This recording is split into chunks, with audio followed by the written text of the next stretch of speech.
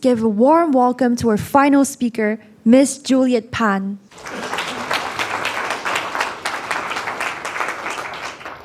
I used to think AI can never replace human for our senses and touch, art and curation.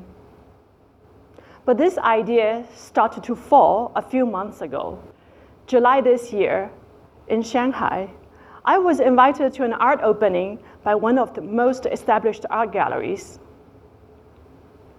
It is a solo show by a 20-year-old who is still in college.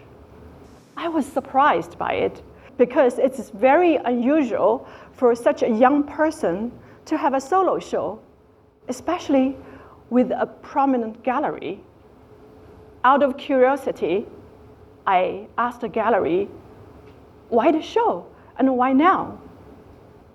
The answer was, the young artist collaborated with AI in generating concepts, in generating images, and then the artist painted all the images on a canvas. So the gallery recognized this is a new era, a beginning of a new era, that humans collaborating with AI in an art show. Wow, that was an eye-opening moment for me about art and AI. And our human hands are now the extension of AI tool. Last month, I was invited to Art Basel Paris, one of the most prestigious art fairs in the world. Art Basel is known for its rigorous vetting process. There, I witnessed an AI-generated art on the wall. Major institutions are not just flirting with the AI, they are endorsing it as art. Meanwhile, Art Basel and the UBS 2025 report shows their 2024 sales dropped by double digits. I'm not saying that AI is the cause of all, but it is in the air that AI is quietly taking up the space as well as our attention.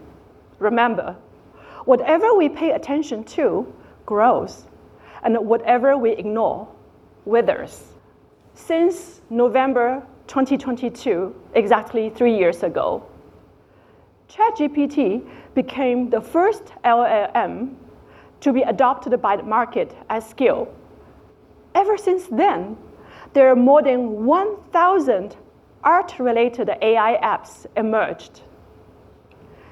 In 2023, the AI in the art market reached to $3.2 billion and expected to exceed $40 billion by 2033 at a growth rate of 29% per year. On the other hand, 26% of the illustrators have lost their jobs to AI, and 37% see their income drop.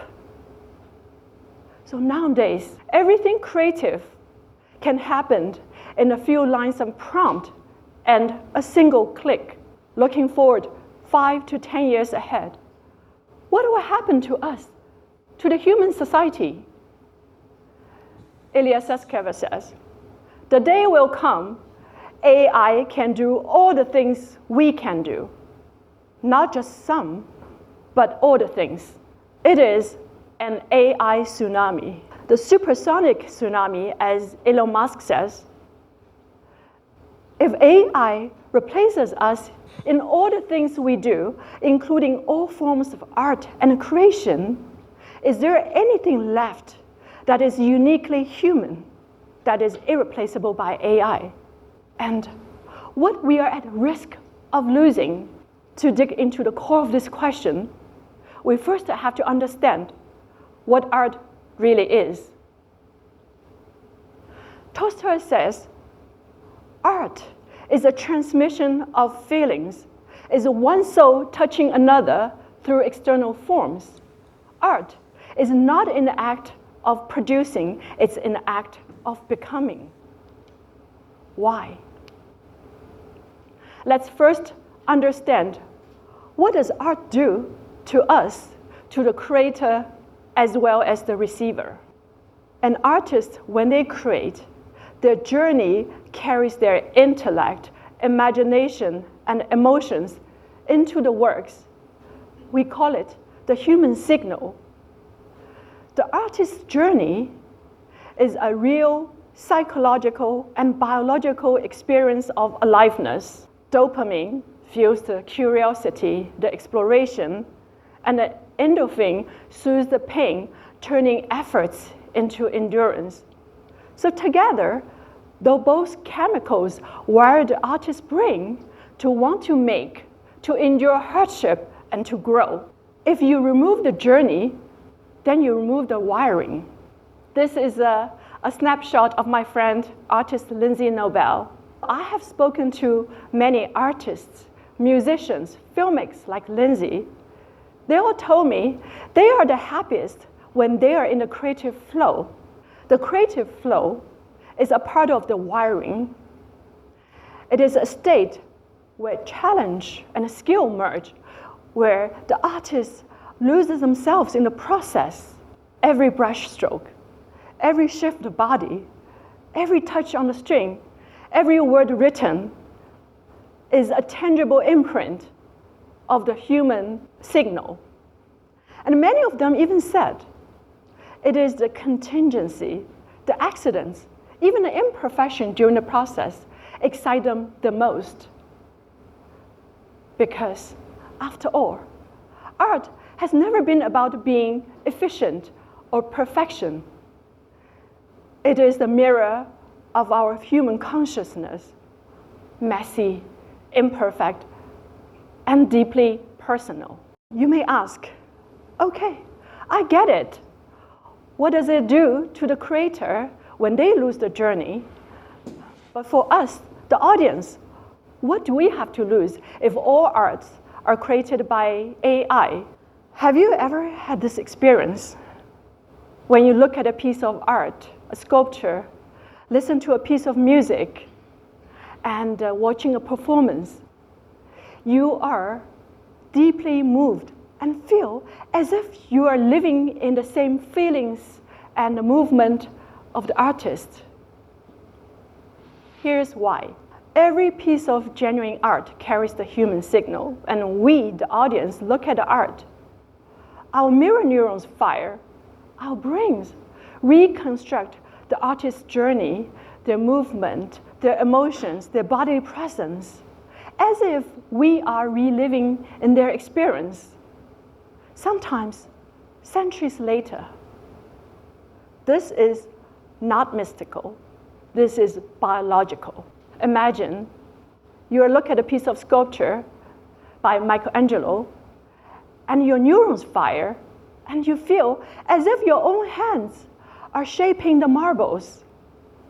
And when you listen to a piece of music of Chopin's, and your brains mirror the composer's tension and release, his breath and hesitation. We are, in the real psychological sense, feeling another human once felt. Philosophers call it the phenomenology of the art encounter. The idea that meaning doesn't exist in the artwork alone, nor in the audience alone. It happens when they meet. This is empathy made tangible, feelings transmitted through forms. It is the human process allows art to bridge time, language, and mortality itself. So, what happens when the human process disappears? Then the mirror finds no reflection and human bridge collapses. If we humans depend completely on AI to generate art, little by little, we stop sketching, stop painting, stop writing. We stop using our creative muscles. Just like any muscle, if we don't use it, we lose it. And slowly, we lose the confidence in our craft.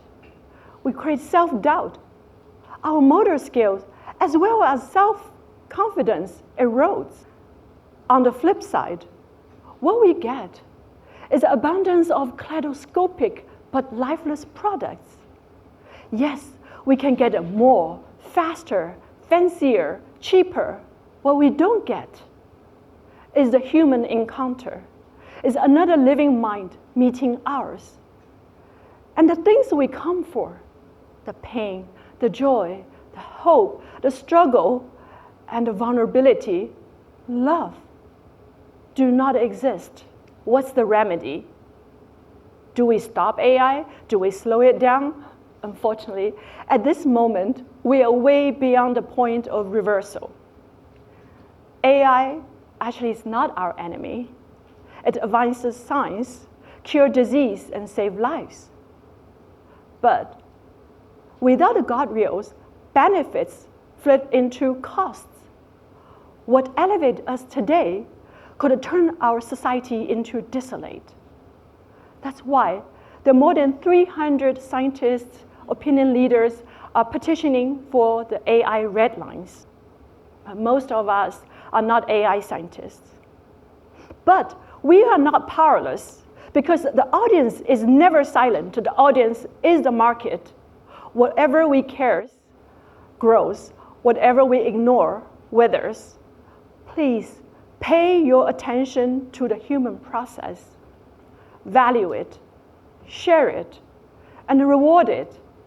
Every click, every like, every purchase is a quiet vote, not just for what kind of art you want to see, but for what kind of humanity we want to sustain.